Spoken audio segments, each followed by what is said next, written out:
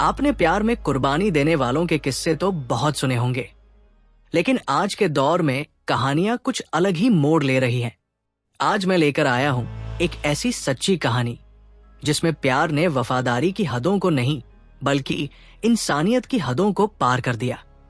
ये कहानी है उत्तर प्रदेश के मेरठ जिले की, जहां एक शादीशुदा महिला ने अपने प्रेमी के साथ मिलकर अपने ही पति की निर्मम हत्या कर दी और हत्या को छिपाने के लिए ऐसा जाल बुना कि वो मौत एक हादसा लगे न कि एक साजिश। नमस्कार दोस्तों, मैं हूं आपका आरजे अक्षित और आप देख रहे हैं एक सच्ची मर्डर मिस्ट्री। तो बने रहिए मेरे साथ अंत तक, क्योंकि इस वीडियो में मैं आपको बताने वाला हूं इस घटना से जुड़ी हर परत, हर राज और हर वो झूठ जिसे सच बनाने की कोशिश की गई। कहानी की शुरुआत होती है साल 2016 से। अमित और रविता की शादी साल 2016 के आसपास हुई थी। ये एक अरेंज मैरिज थी जो दोनों परिवारों की रजामंदी से हुई थी। शादी हुई उत्तर प्रदेश के एक छोटे से गांव अकबरपुर शादात में। अमित एक मेहनती और साधारण मजदूर था जो टाइल्स का काम करता था और रविता एक घरेलू महिला जो अपने घर गृहस्थी में व्यस्त रहती थी। अमित और रविता के 3 छोटे छोटे बच्चे थे, अनिकेत, अन्नू और गौरी। अमित की मां के बयान से ये साफ होता है कि अमित एक नेक दिल, जिम्मेदार और परिवार के प्रति समर्पित व्यक्ति था। अगर बात करें अमित की सोशल लाइफ की, तो उसका एक करीबी दोस्त था, अमरदीप सिंह। अमित और अमरदीप साथ में काम करते थे। इतना ही नहीं, अमरदीप अक्सर अमित के घर भी आता जाता था। उनकी दोस्ती इतनी गहरी थी कि कोई सोच भी नहीं सकता था कि यही दोस्त एक दिन उसकी जिंदगी का सबसे बड़ा दुश्मन बन जाएगा। दूसरी ओर रविता एक सादी की लड़की जिसने कभी किसी को अपने इरादों पर शक नहीं होने दिया। वो एक घरेलू महिला थी, शांत और सौम्य दिखने वाली, लेकिन किसी ने नहीं सोचा था कि उसके इस मासूम चेहरे के पीछे एक खतरनाक साजिश पल रही है। उसकी मासूमियत के पीछे एक विषकन्या छुपी। शुरुआत में सब कुछ सही चल रहा था, फिर आखिर ऐसी क्या वजह आ पड़ी कि रविता ने अपने ही पति की हत्या कर दी। अमित नौकरी पर जाता और पीछे से अमरदीप का आना जाना आम हो गया था, लेकिन किसी ने नहीं सोचा था कि ये आना जाना एक दिन मौत का रास्ता बन जाएगा। रविता की आंखों में पहले झिझक थी, फिर मुस्कान आई और धीरे धीरे वो मुस्कान अमरदीप की आदत बन गई। कब अमरदीप अमित का दोस्त से रविता का राजदार बन गया, किसी को पता ही नहीं चला। वो बातें जो अमित से छुपी थी अब अमरदीप में खुलने लगी थी।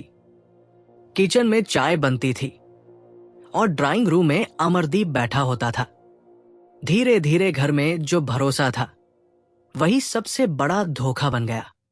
ये कोई फिल्म नहीं थी, लेकिन हर मोड़ पर एक नई कहानी थी और इस कहानी का हीरो अमित कभी था ही नहीं।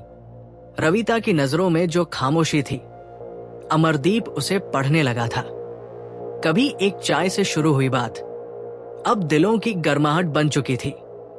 प्यार के नाम पर जो रिश्ता पनपा वो इतना जहरीला निकला कि उसमें एक इंसान की जिंदगी ही खत्म हो गई।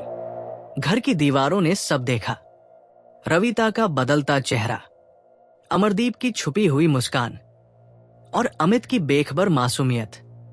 करीब 5 महीने पहले जब अमित को रविता और अमरदीप के रिश्ते की भनक लगी, उसने तुरंत अमरदीप से नाता तोड़ लिया। न दोस्ती रही, न काम का रिश्ता। इस फैसले से रविता और अमरदीप के बीच एक अनदेखा डर घर कर गया। उनके लिए अमित अब सिर्फ एक पति नहीं बल्कि एक रुकावट बन चुका था, एक ऐसी दीवार जिसे गिराए बिना वे अपने रिश्ते और जिंदगी को आगे नहीं बढ़ा सकते थे।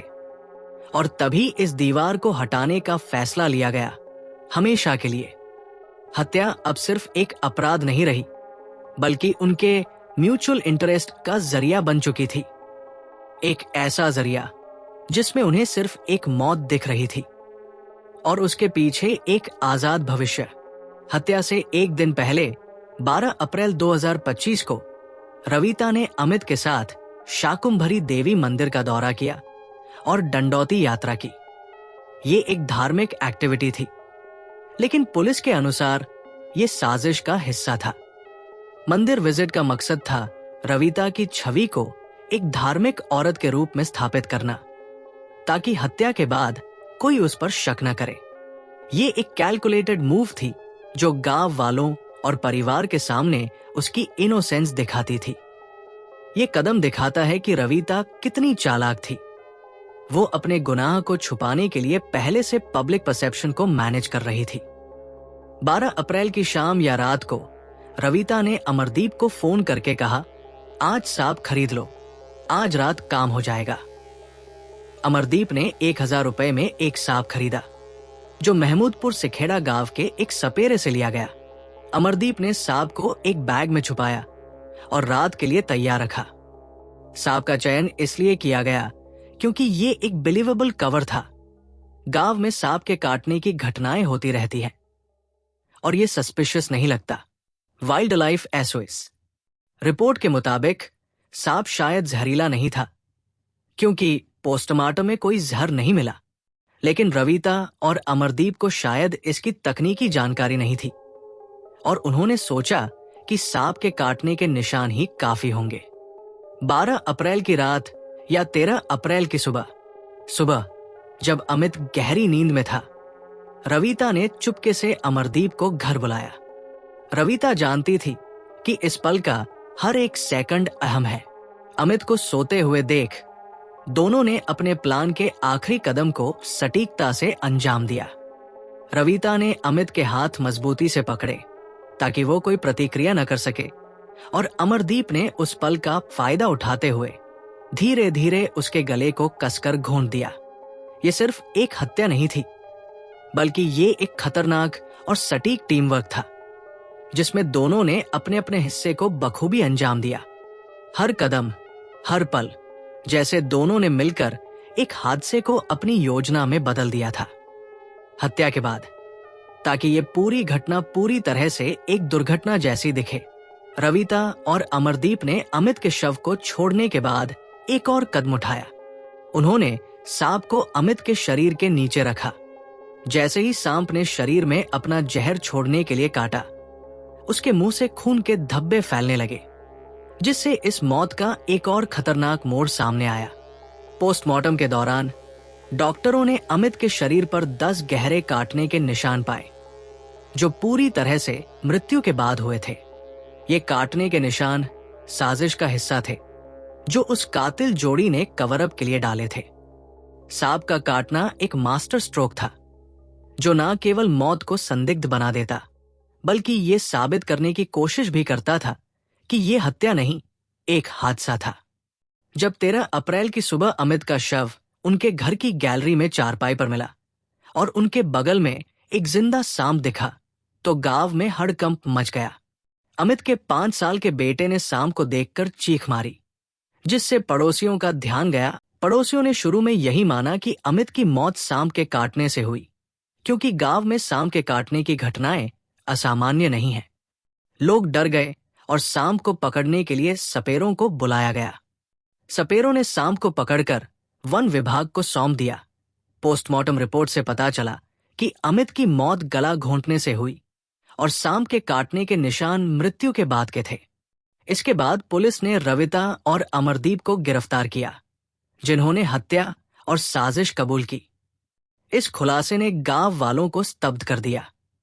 रविता और अमरदीप की साजिश ने अमित की जान ले ली, लेकिन कानून की नजर से वो बच न सके। पुलिस ने उन पर आईपीसी की कड़ी धाराएं लगाई। धारा 302 हत्या, जिसकी सजा मृत्युदंड तक हो सकती है। धारा 120 भी आपराधिक षड्यंत्र, क्योंकि दोनों ने मिलकर ये खौफनाक प्लान बनाया। धारा 201 सबूत छिपाने के लिए, सांप और स्टेजिंग की वजह से, और धारा 34 साझा मंशा से अपराध करने के लिए। क्या ये धाराएं अमित के परिवार को इंसाफ दिलाएंगी? दोस्तों, अमित की कहानी हमें सिखाती है कि सच कितना भी छिपे, वो सामने आ ही जाता है। लेकिन इंसाफ का रास्ता आसान नहीं। क्या आपको लगता है कि अमित के बच्चों को उनका हक मिलेगा? नीचे कमेंट में अपनी राय जरूर बताएं।